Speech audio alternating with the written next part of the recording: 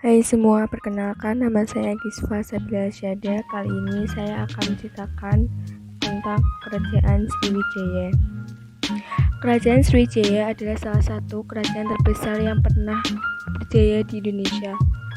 Berdiri pada abad ke-7 Masehi, didirikan oleh Dapunta Hyang Srijayanasa.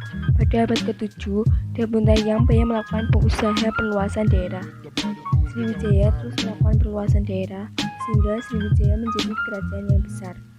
Untuk lebih memperkuat pertahanannya, pada tahun 775 Masehi dibangunlah sebuah pangkalan di daerah Ligor. Kerajaan Sriwijaya terletak di Sungai Musi, Palembang, Sumatera Selatan.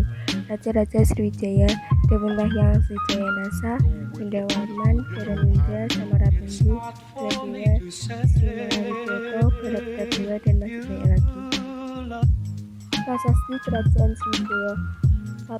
Prasasti Kedukan Bukit. Prasasti Kedukan Bukit ditemukan di tepi Sungai Patang dekat Palembang. 2. Prasasti Talang Tua. Prasasti Talang Tua ditemukan di sebelah barat kota Palembang di daerah Talang Tua.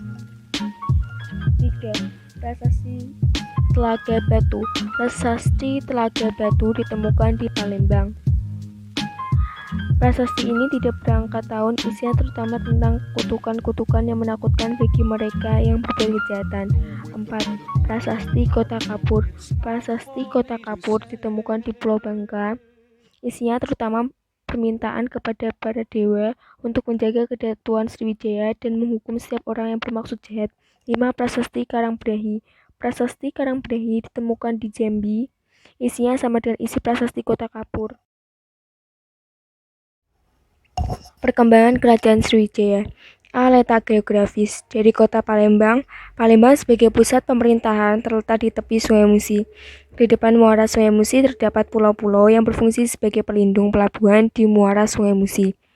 Keadaan seperti ini sangat tepat untuk kegiatan pemerintahan dan pertahanan. Kondisi ini pula menjadikan Sriwijaya sebagai jalur perdagangan internasional dari India ke Cina atau sebaliknya. Juga kondisi sungai-sungai yang besar, perairan laut yang cukup tenang, serta penduduknya yang berbakat sebagai pelaut ulung. B. Runtuhnya Kerajaan Funan di Vietnam akibat serangan Kamboja. Hal ini telah memberi kesempatan Sriwijaya untuk cepat berkembang sebagai negara maritim. Kejayaan Kerajaan Sriwijaya mencapai puncak kejayaannya pada abad ke-7 dan ke-8. Raja yang terbesar pada masa itu adalah Bala Putra Dewa. Sejak pemerintahan Dharma Setu, Sriwijaya membangun kerajaan menjadi besar.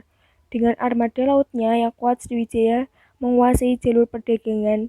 Hal ini dikarenakan 1. Letaknya strategis. 2. Sriwijaya menguasai Selat Malaka, Sunda, Semenanjung Malaka, dan Tanah Genting sebagai pusat perdagangan. 3. Melimpahnya hasil bumi Sriwijaya atau rempah-rempah dan emas. Dan Kerajaan Sriwijaya. 1.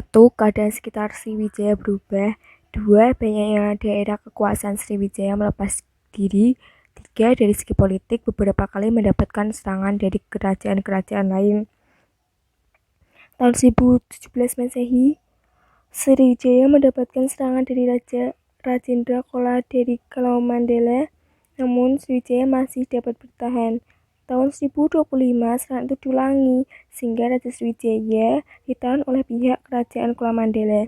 Tahun 1275 Raja Kartanegara dari Singasari melakukan ekspedisi Pamalayu.